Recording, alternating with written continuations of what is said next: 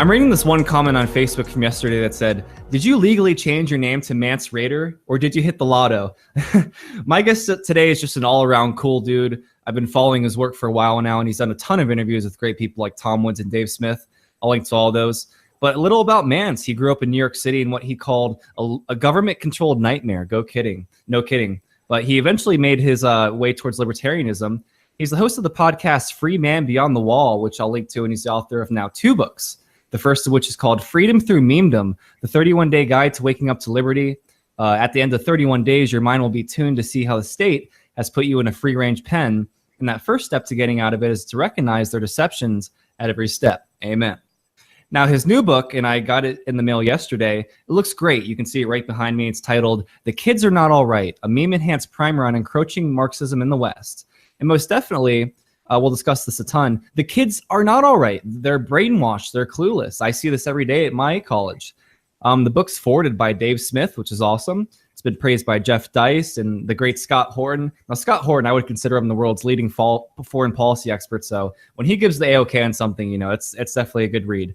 So the book's interesting, full of memes. It's overall a fun read, so go check it out. I'll have all the Amazon links in the show notes page. And I'm happy to welcome on Mance Rayder. Thanks for coming on, man. Thank you for inviting me. I really appreciate it. Thanks, Stephen. Absolutely. Before we dive into your new book, maybe tell us anything that I forgot to mention, or maybe if you had a few thoughts to share. Why did you write the book?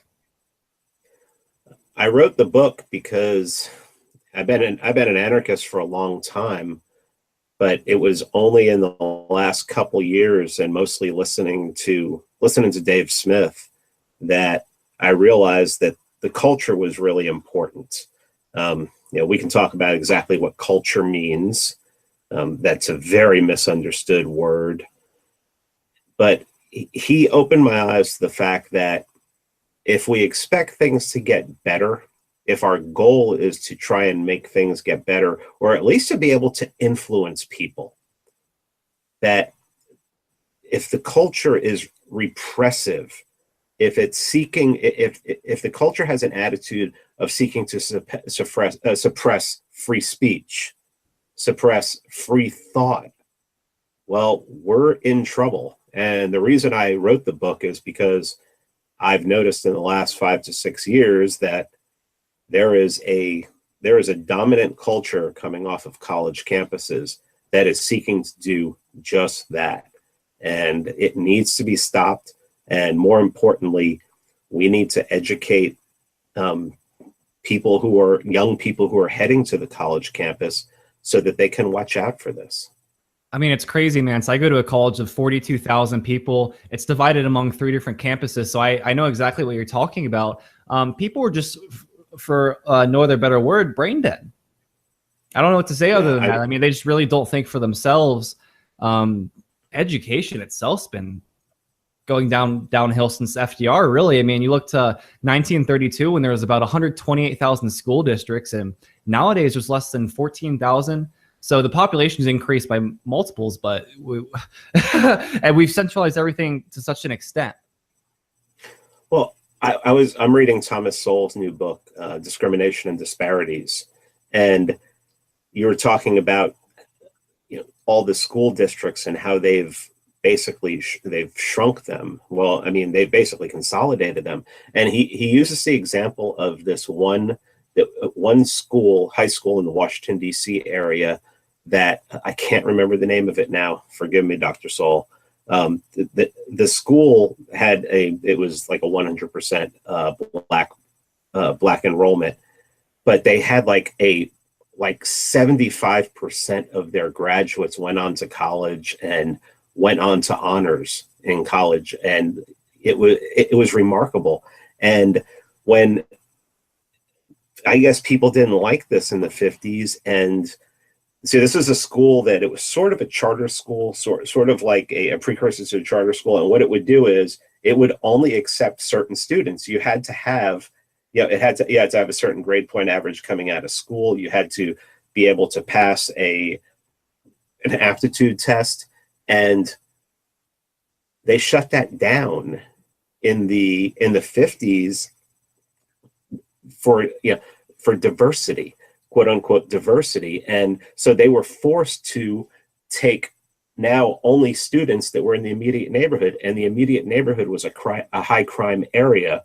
So it immediately, the school just went to shit. It just basically, all the scores went down. Now they weren't going. I mean, it almost seems, if I was a conspiracy-minded fellow, it almost seems like it was done on purpose so that this school could, this school could stop pumping out affluent black, black thinkers. It's almost like a sick joke that the very same policies that destroy minority communities are used to act in the name of minority communities. Like, we're trying to raise these people up. I was doing research a few months ago, and I was looking at what percentage of people going into college from high school have to take remedial classes, namely remedial English, remedial math. These are classes that are lower than, I forget what the college level class number is, but these aren't college level classes yet. You have to take those to get to that level. For Baltimore City Community College, something like 97% of the kids that enrolled, I forget which year, had to take remedial classes. That's scary.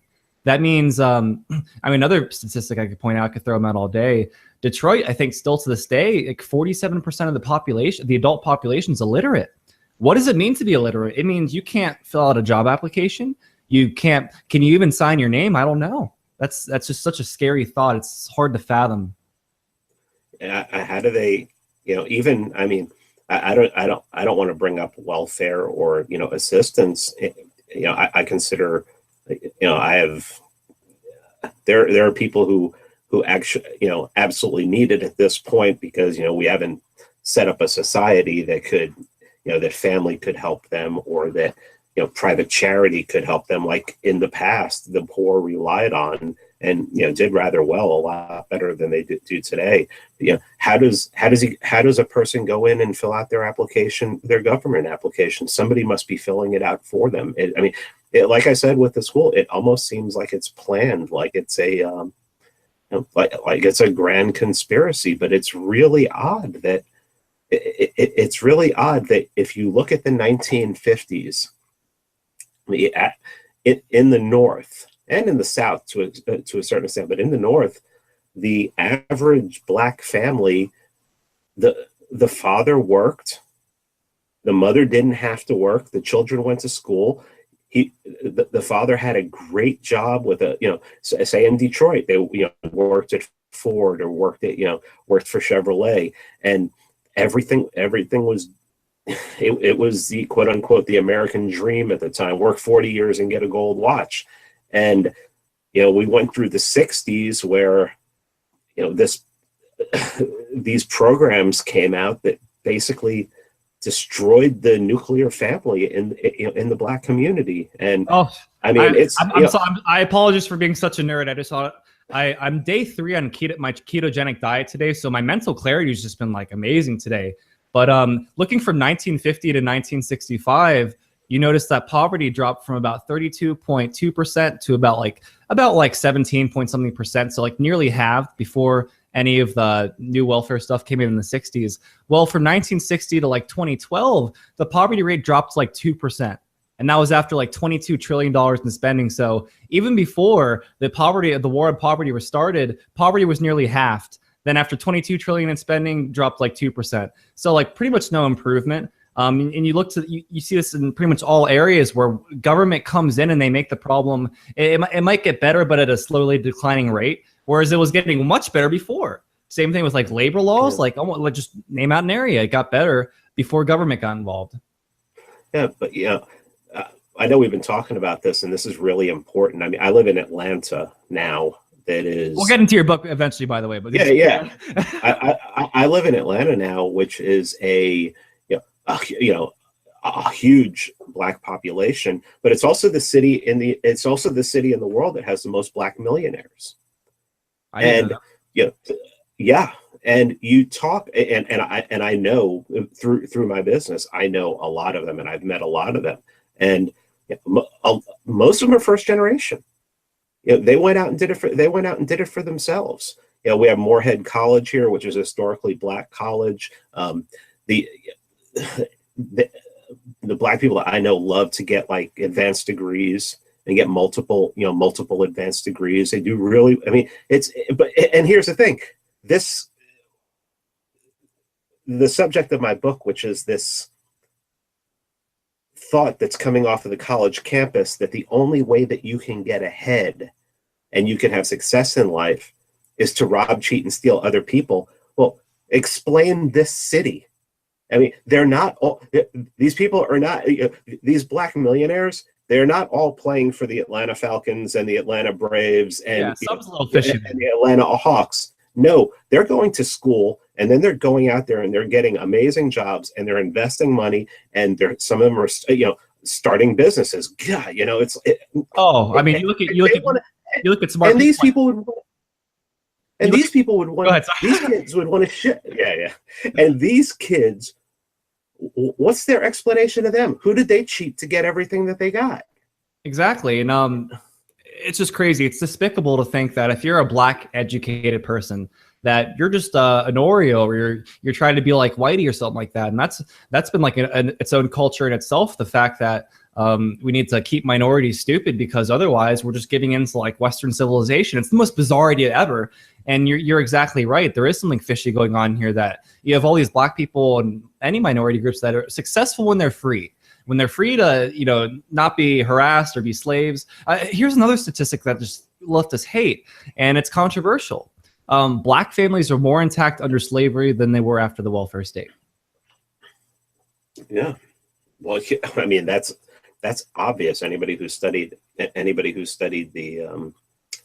numbers. I mean, they love to throw out, in reading Dr. Soul's new book, they love to throw out numbers like, we did a study and 44% of black people that applied for mortgages were denied, but it was 22 for white people.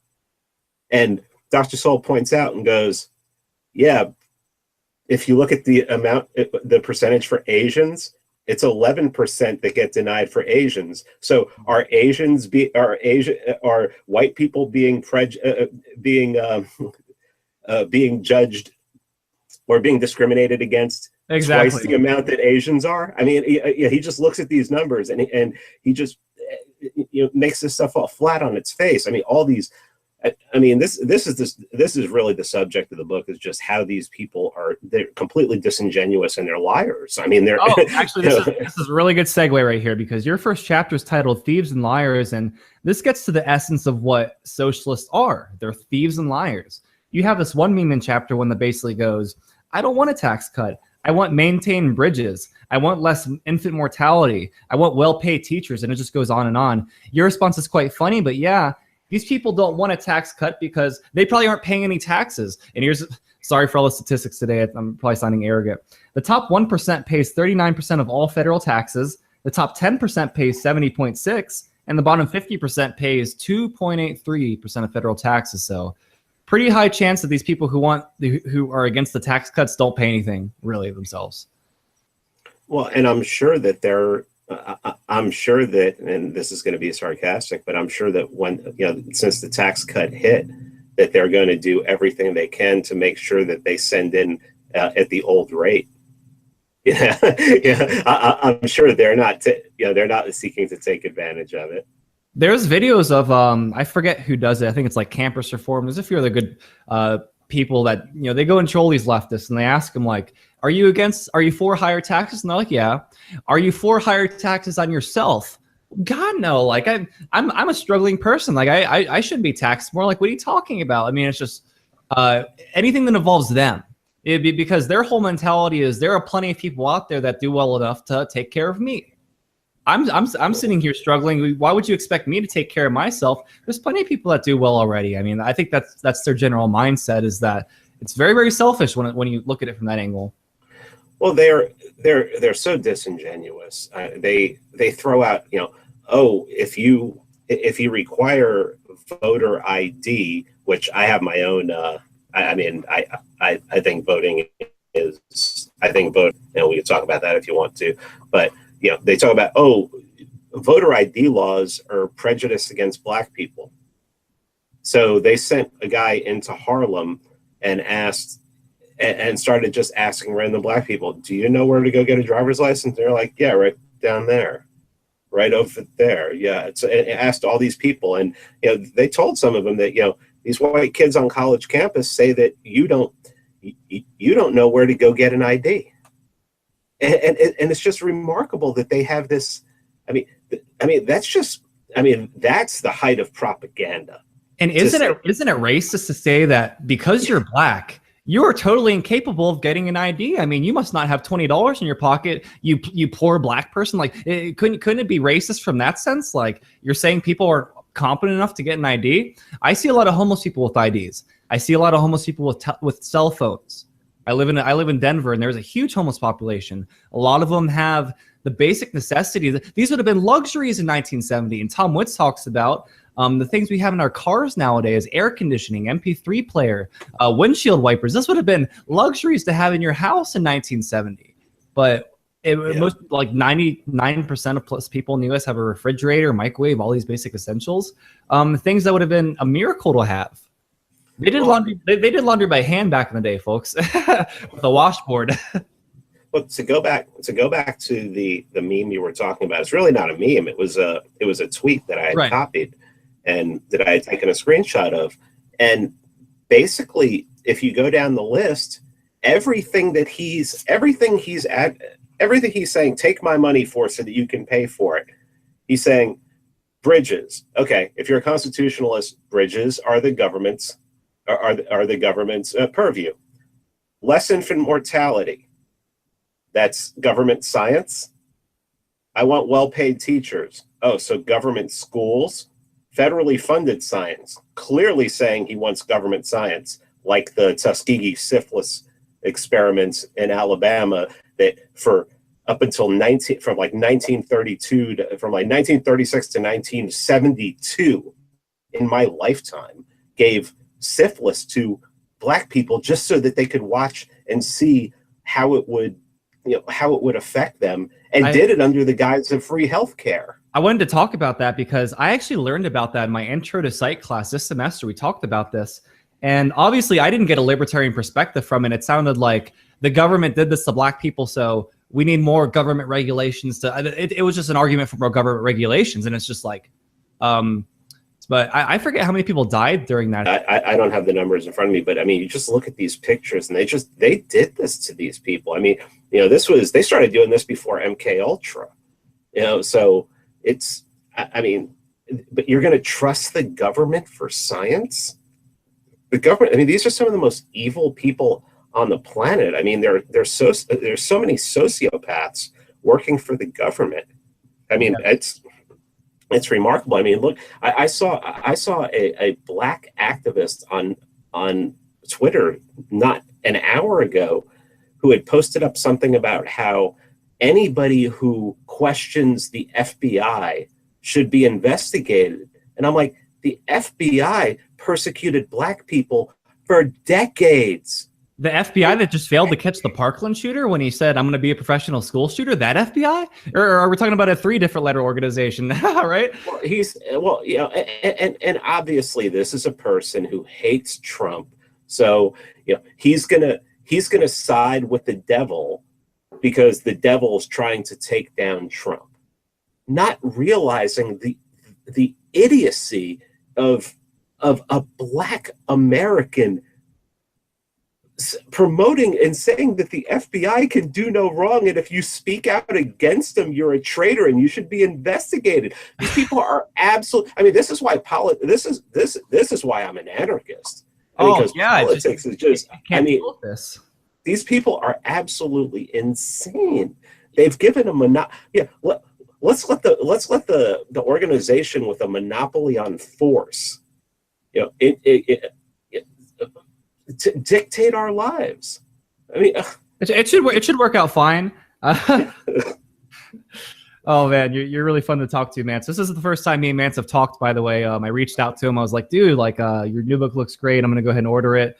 Hope it'll be here by the time we record. So glad we were able to set this up, Mance. It's been fun so far, but I got a ton of more questions for you. So compulsion is another theme you have, and this one meme on page 10 that shows Obama saying, I've been very clear in this matter. You must buy the insurance you don't want on my website that doesn't work, or I will fine you. So, I mean, you point out fees increasingly like 300%. And this is the thing a lot of people don't get about Obamacare, is that if you're a poor person and you have a $5,000 deductible, if you don't have $5,000 in your pocket, you, for all intents and purposes, don't have insurance. You have to pay that out of pocket before insurance covers anything. So high deductible and being poor, it's uninsured basically. So it's just a big scam. Well, yeah, I mean, it's a scam. I mean, the government being able to step in and saying you have to buy something. I mean, where is the self-determination?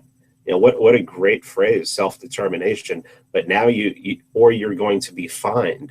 I mean, this is peak, and Obamacare is an example that I use to show people what peak socialism is, because they had to mandate. The mandate was the most evil thing about it, but they had to mandate that everyone buy it or that everyone get fined, because there's no way else. There's no other way they could have paid for it. Yeah, there's no way to fund this. There's absolutely no way to fund this. And so you have to force everybody who's over 18, every taxpayer who's over 18 years old has to kick in. And I mean, that's evil. That's evil on top of it. But I mean, I know people who I know a gentleman who has a 100% disabled child, and thankfully he's well-to-do, owns several businesses. But his premiums for the year went up to $14,000 from like $2,000. I mean, and he had to pay it, because out of pocket it would, he's paying this. If he had to pay cash every year, it would be insane. So I mean, and people just do. All they cared about was, poor people need. But if you have a 5,000, like my insurance is a if I have to go, and my deductible for surgery is $2,000. Okay, that's corporate insurance through the company I work for. But I understand that, and I make concessions for that.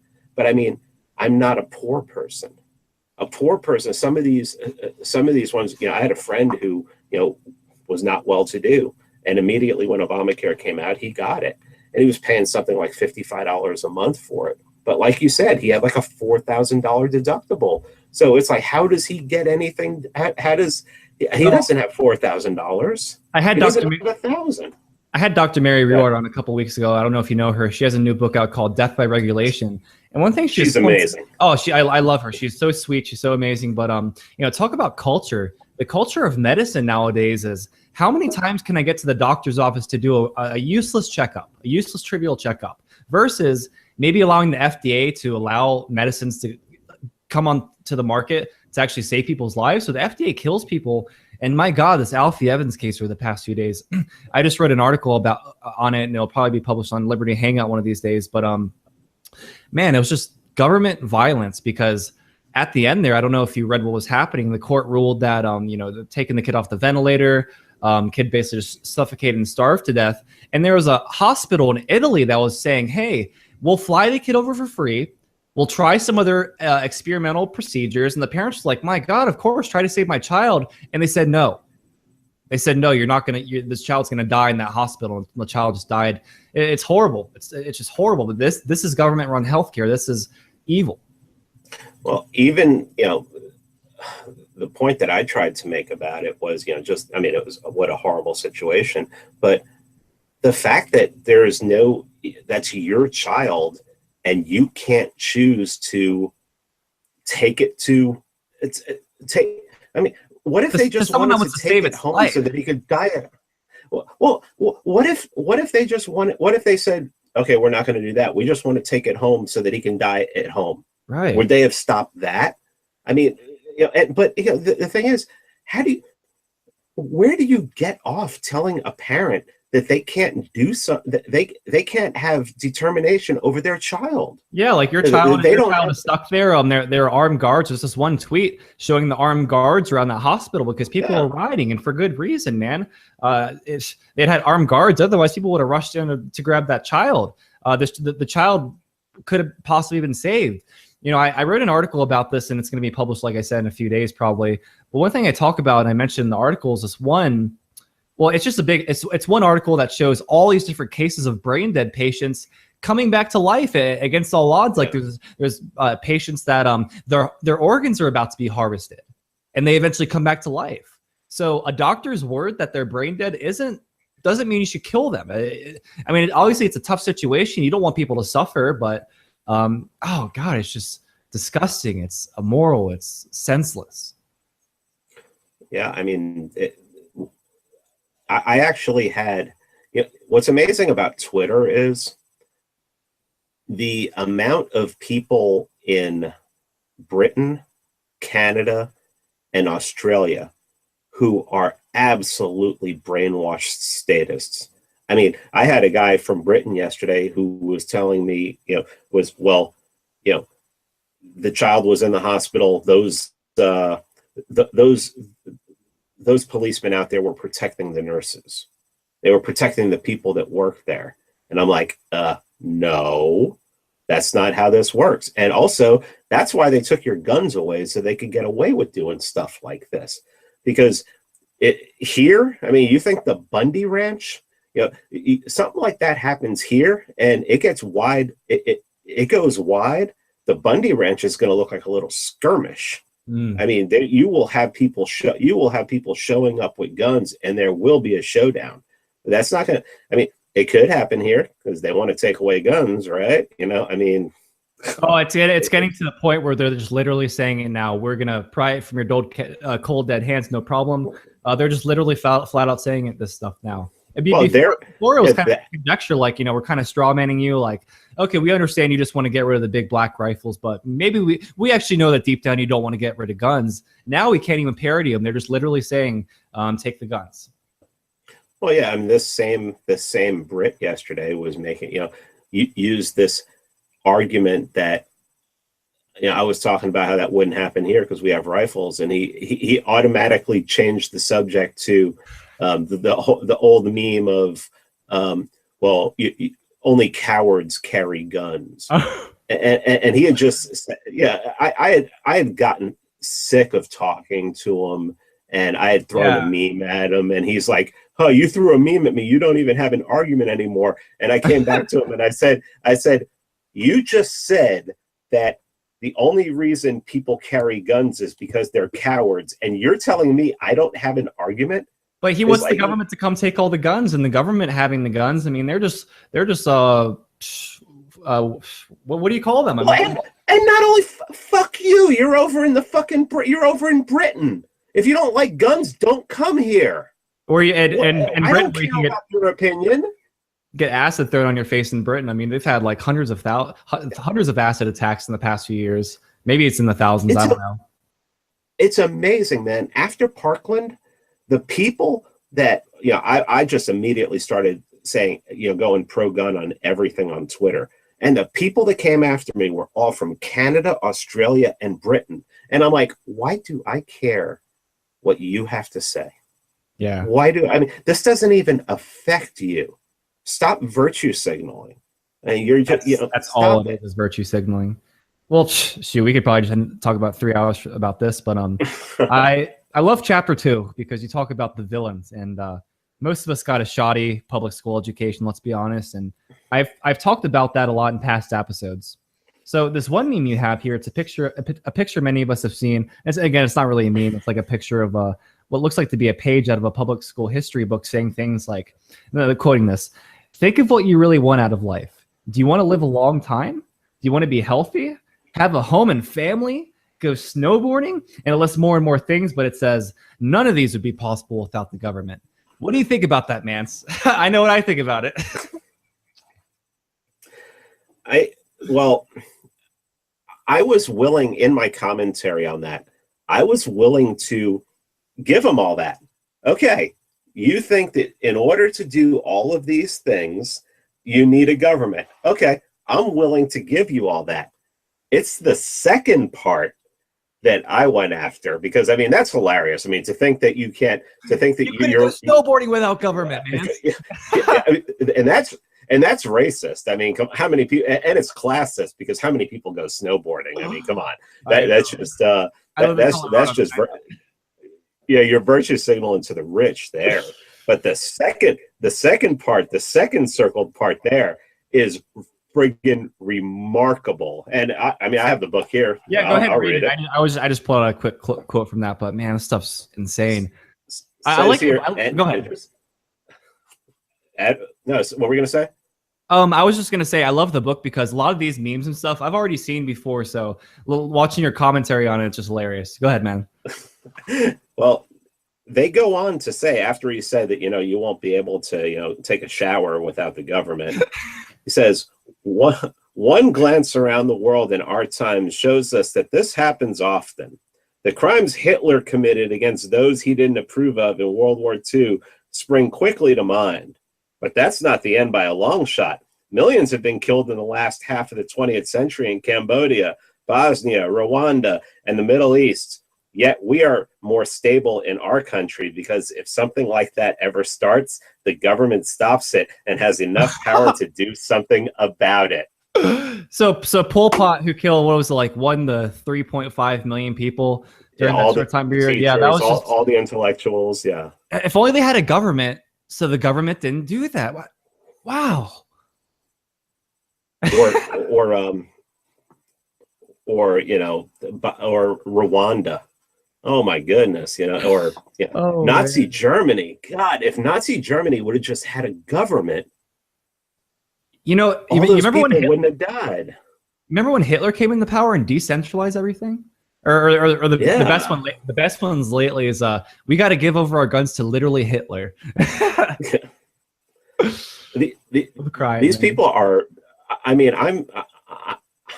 I'm being honest when I say that the reason I wrote this book is these people are insane. They are.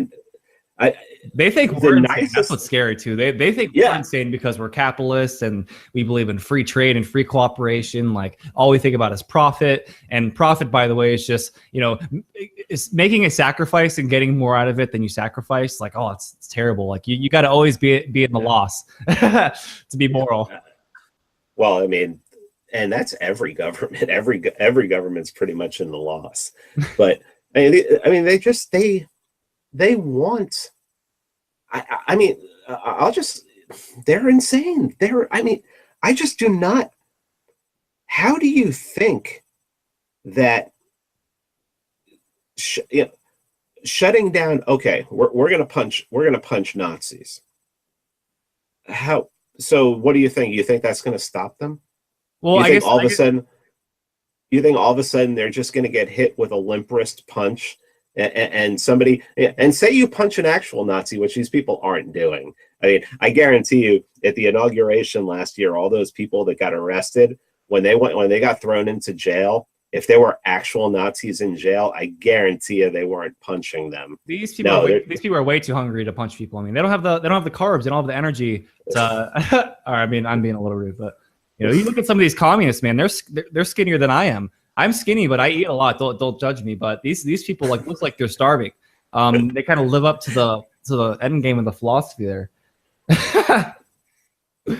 All right, man. I'm go to the next question. So your book obviously talks about cultural Marxism a lot, and there was a video years ago of this white guy with dreads at his college who was being harassed by this black girl, and she was saying, you're white, you can't wear dreads, and he's like, no, there's Egyptians that wore dreads, they were white, blah blah blah. So it's just kind of this hilarious, awkward conversation, and this stuff's crazy. You can't make this stuff up. And one of the little memes, you had a picture of that. I thought it was funny because I remember watching that video when it came out years ago. I'll try to link to that at the end. Well, we can go today to something that happened on Twitter today, and Tom Woods actually got involved with it. I'm going to try and find it, but cultural appropriation came up today, and it was just. Let me go. Is that where it is? I think I probably saw that earlier. I forget the content. Go ahead. Yeah, it was a white girl had decided to wear an Asian kind of Chinese dress to her prom, and so she posted it up, And then this absolute psychopath quoted, "What was the theme of your prom? Casual racism?" Oh my God. And, I mean, are you talking about like a Komodo? I think they're called, as like Japanese style looking dresses. No, this thing was called a like a serpe, or I don't know. I'm not gonna look it up.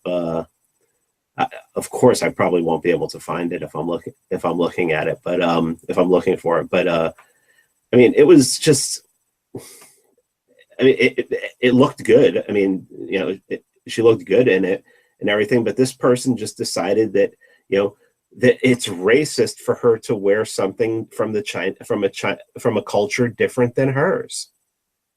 You know, and the point in the meme that you're talking about in the book has Beyonce there with blonde hair. Hey, I mean, don't think that that's natural. Yeah, I don't think she would be called out in that saying she's appropriating, you know, Caucasian culture. I mean, I remember this article once. I think it was a year or two ago. This woman went to Mexico because she wanted to find some good recipes because she wanted to start a Mexican restaurant. And there was talk that even she may have actually stolen recipes. That's a separate argument. But the point that, you're finding out some recipes for your Mexican restaurant back in the U.S., you're culturally appropriating that food because you have no right as a white person to open a Mexican restaurant. Why would you do that? That's pretty much what it's talking about, is like, you better stay in your bubble, friend. If you're white, you better stay with your pizza and beer. And if you're black, you better stay with your watermelon and malt liquor. It's all the racial stereotypes. It's like, we get stereotyped just as much. It's crazy, man. I obviously overhear a lot of things. Book. That's actually in my book.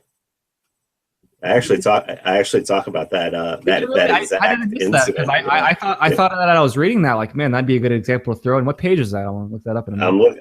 All right, you ready? I'm ready. Okay. 2 white women decided to start a burrito truck in Portland, Oregon.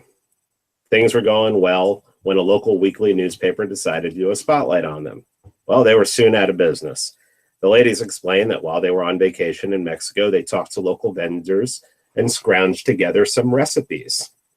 Well, apparently that's not, you're not allowed to do that. They were accused of colonizing Mexican food. That's the exact phrase that they used, that they were colonizing Mexican food. And they went out of business. They drove them out of business. They were some of those Portland people who start up a truck or something. The laws are real loose on that up there. There's sort of good deregulation on that, actually. But I mean, these people are insane. And I don't mind if Portland wants to be this psychotic little enclave of these social justice warriors. I just don't want to have anything to do. I don't want to be forced into a situation like that. And especially since, I mean, these people would rather have it, that the government would pass laws so that people couldn't do stuff like that. If they want to do that on their own and just be complete assholes about it and put people out of business, that's fine. But where this is happening, where this is heading is that I'm sure they would prefer to get laws passed in order to do this, in order to get this in order so that colonization like this can't happen again. That's why these people are nuts, man. Yeah, absolutely nuts. That's why I wrote the book, because there aren't enough people who realize that I had people on my first book, everybody from like 10-year-old people telling me that their 10-year-old children were reading it, up to like people saying they were giving it to their dads and that their dads were reading it and passing it along to friends. That's great to hear that the first book did well. So this book will do just as well, I imagine, or probably much better, because did you say this book got printed better? Is it something like that? It was a better print. I like the way it looks better. just the look of it, the way it was formatted, I liked it better than the way the first book came out. But I mean, the first book didn't come out bad. This book came out way better than I thought it was going to. So, so where do we want to move on to from here? Well, chapter 4 is really interesting to me because, like I mentioned earlier, I go to a college campus and I kind of see Antifa around sometimes, and I have like 25,000 leftists walking around my campus is my point. So that's like a lot of stupid walking around. So I want to quote this whole paragraph because I'm a history nerd. I think this is really important. It starts in 1920s Italy as a response to Benito Mussolini, his National Fascist Party. The Arditi del Popolo, or the People's Daring One, was made up of communists, revolutionary trade unionists, socialists, anarchists, Republicans, and some military officers. So, as opposed to the people that call themselves Antifa today, some of these people could take care of themselves. On September 11th, 1926, Gino Lasciuti attempted to firebomb Mussolini's car and failed. He was imprisoned. He did manage to escape prison in 1943, but he was ironically killed by a Nazi bombing on the island of Ischia. So I thought that was a really interesting historical point. Yeah, they're taking the name of a movement that was started in the 20s by a bunch of people that I probably wouldn't want to have anything to do with. But I mean, the way the fascist party was going in Italy, and the oppression that was starting, you may want to things like that make strange bedfellows. But these people were, you had former former military in there.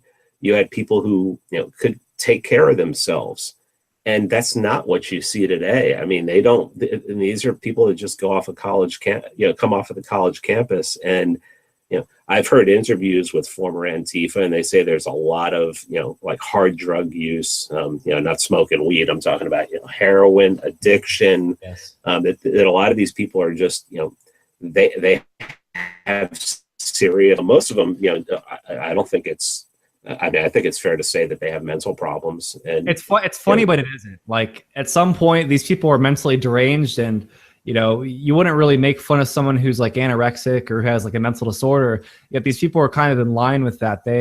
Their lives are so personally screwed up that they think they're a victim. They genuinely believe that. They genuinely believe that it's impossible to go out and make a life for yourself, that they're always going to be held back.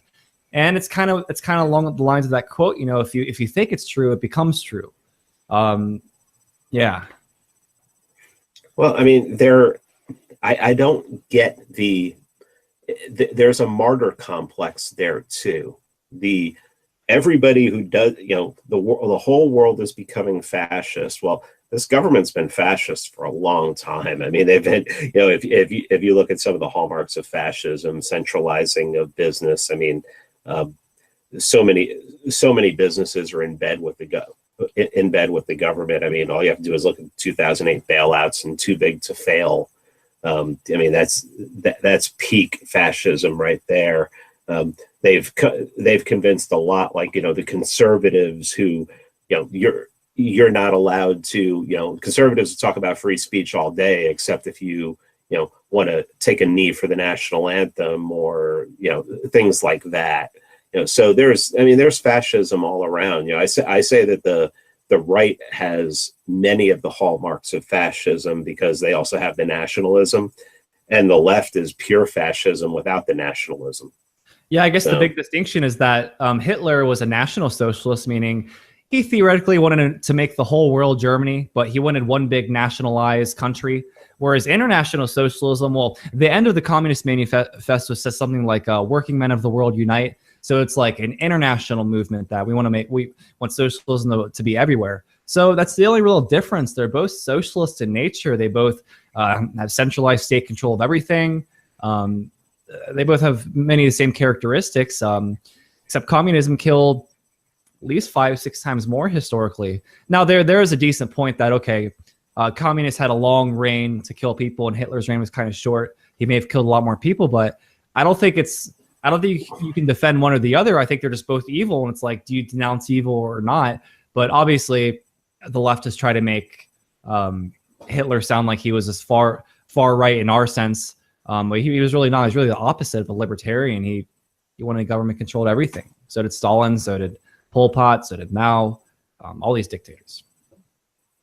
Yeah, I mean, the communists talk about, people calling themselves communists talk about they want the government to, they would have the government be, centralize all business and everything. I mean, that's one of the hallmarks of, it's what, what is it? Communism wants wants private ownership, wants not private ownership of the means of production, but everyone to seize the means of production and it free to be for everyone. Where right. Like the people own the means of production. So when socialists talk about the state, the state to them really just means like the collection of the workers, which doesn't really make sense. Like the collection of workers, like that. I agree with you. Because plenty of the workers are fine and are like moving up in their jobs, like normal people and like understand the sacrifices their employers have to make. So I mean, it's only really that. Oh, it's just totally bizarre. I got like 2 more questions for you. Okay. Oh, go ahead. No, I'm saying go ahead. Okay, good. So your last chapter before your bonus section is, so what should we do? That's the title of the last chapter. And maybe we can drift into some personal experiences, but I can speak for myself in saying that I started this podcast to try and educate others. And I'm not a genius, but rather someone who has a really good memory. And I like to tell others what I learned day to day. But what do you think we should do? Because the answer is obviously subjective. You have minarchists that state, we should just try to roll back government to 3 functions, when I feel like the minarchists compromise too damn much in that.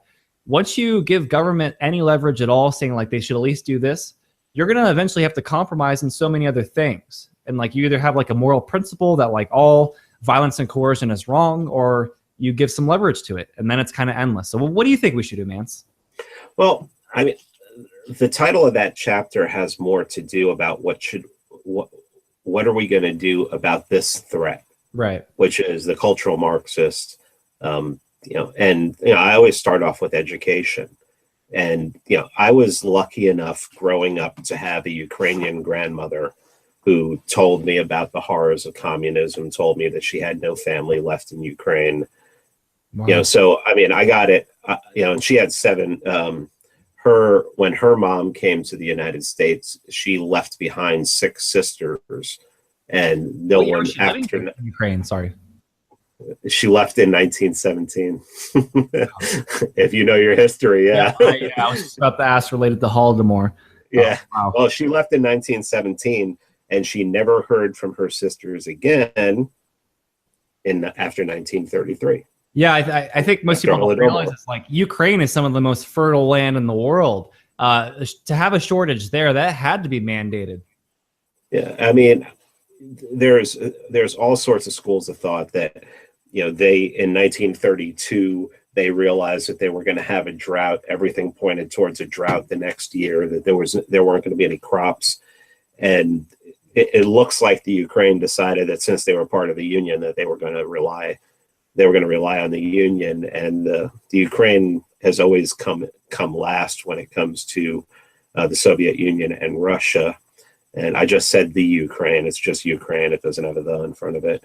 But a lot of historians believe that this was targeted because there were a lot of groups popping up in Ukraine that were anti-Soviet. So they decided, well, let's just starve them. And numbers can vary. I think most would settle on a number around 7 million. But it's rough, man. I've had people tell me that it didn't happen, that it's all a lie. And that's just that with everything. You hear that about the Holocaust. You hear that about Stalin's mass atrocities. You hear that Mao didn't really do it. You hear Pol Pot didn't really do it. Yeah, you hear all these things. There's always a defense for the most atrocious things that existed in history. I had someone tell me the other day that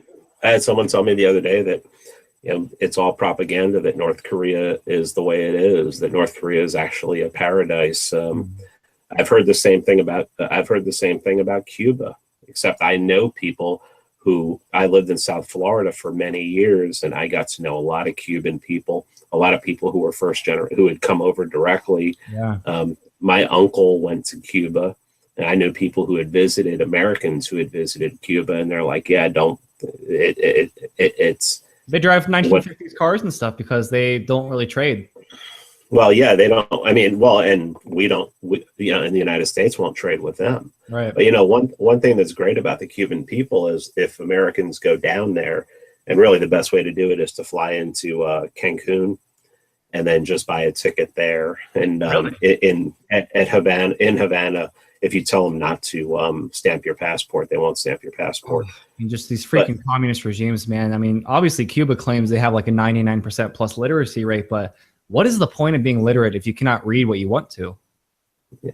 I mean, the Cuban people, like if Americans who go there secretly, because they have there in Havana, there are some amazing, and around Havana, there are some amazing resorts. And, a lot of Europeans go there.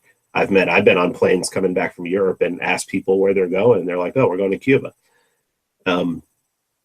But there's no reason that this embargo has had to go on this long.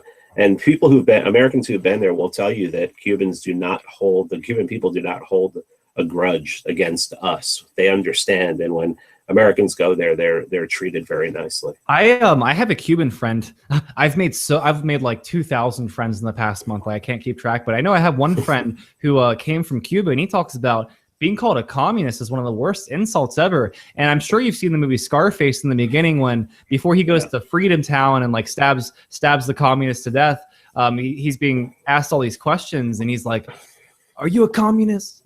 You like communism? They tell you what to do. They tell you what to think." There's a great scene. I mean, it's a great movie, but yeah. I mean, I don't think Cubans are very fond of communism because it's destroyed their way of life. It's set them back like 70, 80 years. Technologically, I mean, that's horrible. Well, yeah, I mean, it seems like the only people that really like Cuban communism are college students here, right? Or what's funny is I've been hearing lately that in Miami, Cubans, like second and third generation Cubans, they're buying it. No matter what their grandparents tell them or their parents tell them, they're buying into the propaganda that that Cuba's a great place. And I mean, there's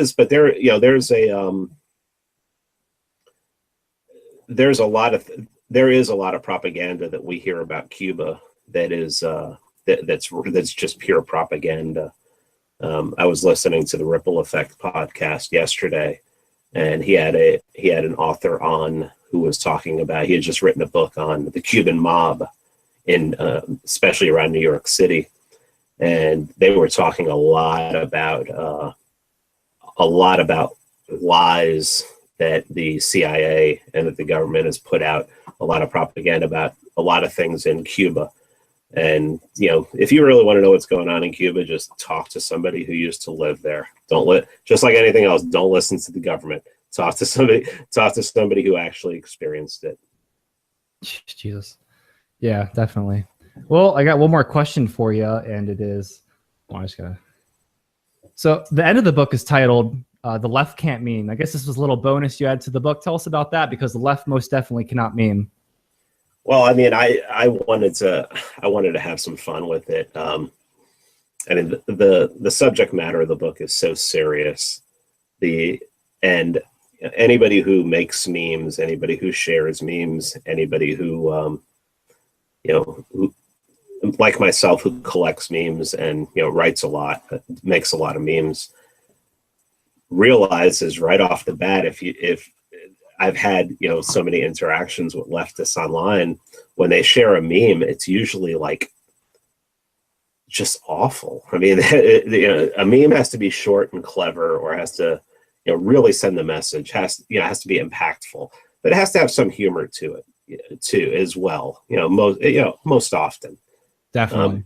But I mean, they don't have a sense of humor. I mean, people on the left don't have a sense of humor, and their memes are just, so basically I think I have 5 or 6 sections, little sections, trying to explain why I believe their memes are such garbage.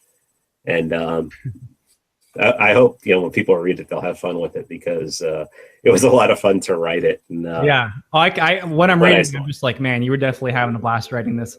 Well, man, it's been an absolute pleasure to have you on, dude. Obviously, this is the first time me and you spoke, but I feel like me and you could just probably talk for hours and hours and hours, and just like one of us would have to shut each other up. So I got the book behind me. It looks great. Gonna link to your first and second book. Gonna link to just mention real briefly, you host a podcast. Tell me about that a little bit. Yeah, the podcast is called the Free Man Beyond the Wall podcast. I actually came up with the name for the podcast because I'm a big Game of Thrones fan, and I thought that there are free men beyond the wall in Game of Thrones, and I thought, well, that's actually a clever thing. So I said, I'll name the podcast that. And then I was like, my legal name is unpronounceable. What do I want to do about that? Because I've spent my whole life having people butcher the fuck out of my name. I don't, so for professional reasons, what should I do? And I could have picked any name, but I decided, well, in Game of Thrones, the free men beyond the wall are, their king, quote unquote. His name is Mance Rayder, and I was like, fuck it. I'm like, all right. I love it. I'm like, I'm gonna take that name. And I've caught so much shit over it. It's like whenever I get in debates online, it's so easy, because I destroy most people in debates. They just do not. Most people can't even stay on subject. I think once you get to that point, it's hard to find people to debate, because they're not going to debate with you. Leftists like to try to debate people who aren't that educated, but yeah, they're not going to mess with us. Well, even people on the right, these hard ass conservatives that I just can't stand. That I have utter disdain for almost as much as the left. They'll eventually they'll be like, well, you're not even using your real name and everything. I'm like, look, I put my face, my face is on the profile. And this wouldn't even be an issue unless I had chosen a name from the book. If I had just chosen the name John Smithson, you wouldn't even know that wasn't my real name, and you wouldn't even be able to bring this up. So this isn't even part of the argument. So quit it. It's like you're just doing this because you've lost. Yeah, exactly. I just decided to take the name of an ancillary character. A character that in the TV show has all of 12 minutes in 6 seasons. And it's like. And people make a big deal out of it, and there was a little bit of if people watch the TV show or read the book and they want to Google Mance Rayder, well, guess who comes up first? Hey, my podcast. Yeah, something going there, man. That's a really good idea. Yeah. Well, it's been an absolute pleasure talking to you, dude. Let's I want to have you back on sometime so we can just discuss libertarianism, because I think me and you are definitely in the same mindset about most things, so we could just go on and on and on. So thanks a bunch, Mance. I appreciate it, man. Thanks a lot. Take care.